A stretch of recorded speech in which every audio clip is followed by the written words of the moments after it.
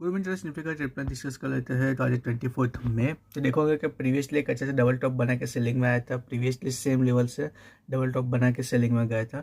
कल उस लेवल का उसने ब्रेकआउट किया था, एक अच्छा सा वन वे बुलिश मोमेंटम आया।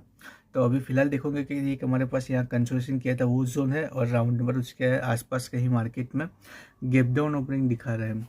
तो एक बार गैप डाउन ओपनिंग होकर अगर थोड़ा सा सेलिंग आता है तो फिर यहाँ तक का होल्ड कर सकता है। इसके नीचे जाएंगे तो फिर ये दो की लेवल है, वहाँ तक ये होल्ड कर सकता है जहाँ वो प्रीवियसली ब्रेकआउट किया है।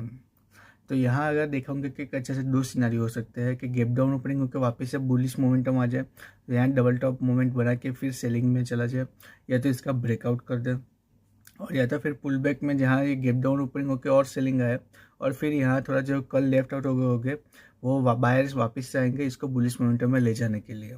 तो वो यहाँ पार्टिसिपेट करेंगे इस लेवल के आसपास, इस जोन में।